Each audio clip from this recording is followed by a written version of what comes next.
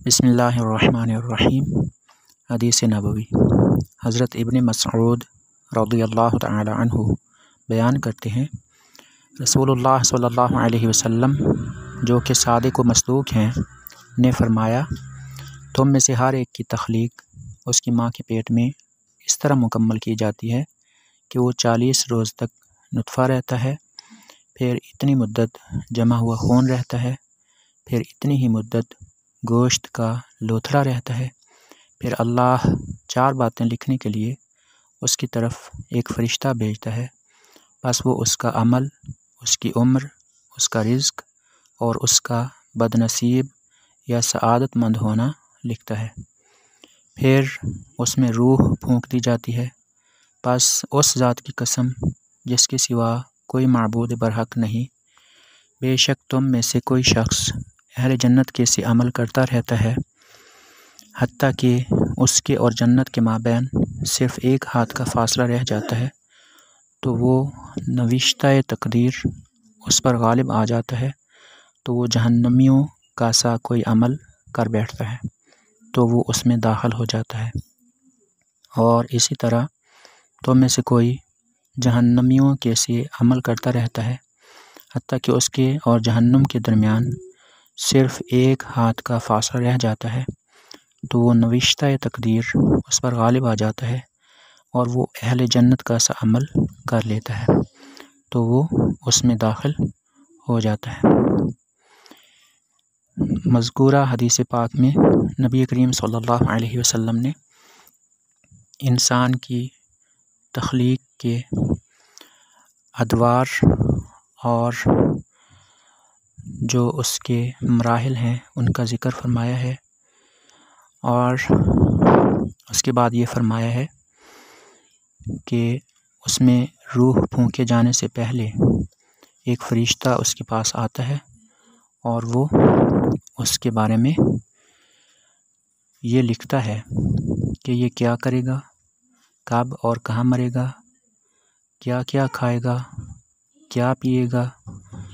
اور اس کا خاتمہ کفر پر ہوگا یا ایمان پر ہوگا۔ یعنی یہ تقدیر کا بیان ہے۔ اس کے بعد نبی کریم صلی اللہ علیہ وسلم نے فرمایا کہ ایک شخص ساری زندگی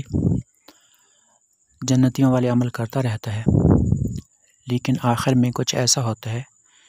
کہ وہ گمراہ ہو جاتا ہے یا بدعملی کرتا ہے یا کفر و شرک میں مبتلا ہو جاتا ہے تو وہ جہنمی ہو جاتا ہے۔ اور انسانوں میں سے ہی کچھ لوگ ایسے ہوتے ہیں کہ ساری زندگی بدعمالیاں کرتے ہیں اور گمراہی پر رہتے ہیں، لیکن عمر کے آخری حصے میں وہ توبہ کر لیتے ہیں تو وہ جنتی بن جاتے ہیں۔ اس حدیث پاک میں یہ فرمایا گیا ہے کہ تقدیر کے ساتھ ایسا ہوتا ہے کہ ایک شخص ساری زندگی اچھے کام کرتا ہے لیکن آخر میں وہ برا بن جاتا ہے، اور ایک آدمی ساری زندگی برے کام کرتا ہے، آخر میں وہ اچھا ہو جاتا ہے۔ اس کا مطلب یہ نہیں ہے کہ انسان تقدیر کے ہاتھوں مجبور ہے۔ انسان کو اللہ نے نیکی اور برائی دونوں کے راستے، ایمان اور کفر و شرک دونوں کے راستے بتا دیے ہیں۔ فَأَلْهَمَهَا فُجُورَهَا وَتَقْوَاهَا، قرآن مجید میں یہ فرما دیا گیا ہے، اور انسان کو اختیار بھی دیا گیا ہے اعمال کرنے کا۔ اگر انسان مجبور ہوتا تو اس کے لیے جزا و سزا کا عمل نہ ہوتا۔ جزا و سزا کا عمل اللہ پاک کا انبیاء کرام کو بھیجنا، شریعت نازل فرمانا، یہ سب کچھ یہ بتاتا ہے کہ انسان مجبور محض نہیں ہے، بلکہ اسے عمل کی آزادی دی گئی ہے، اور اسی آزادی کی بنا پر اس کا جنتی یا جہنمی ہونا طے پاتا ہے۔ اس حدیث پاک میں اس بات کی طرف بھی اشارہ فرمایا گیا ہے کہ ابدی نجات و عذاب کا دار و مدار خاتمے پر ہے، اور یہی بات انما الاعمال بالخواتیم حدیث پاک میں بھی یعنی ایک اور حدیث پاک میں بھی بیان فرمائی گئی ہے۔ یعنی اگر کسی کی پوری زندگی گناہ و معصیت یا کفر و شرک میں گزری، لیکن اس نے آخر وقت میں صدق دل سے اپنی بدعمالیوں اور گمراہی پر شرمندگی اس نے محسوس کی اور اس پر اس نے توبہ کر لی، تو اس کے لیے نجات ہے۔ اللہ پاک ہمارا خاتمہ ایمان پر فرمائے اور ہمارا انجام اچھا فرمائے۔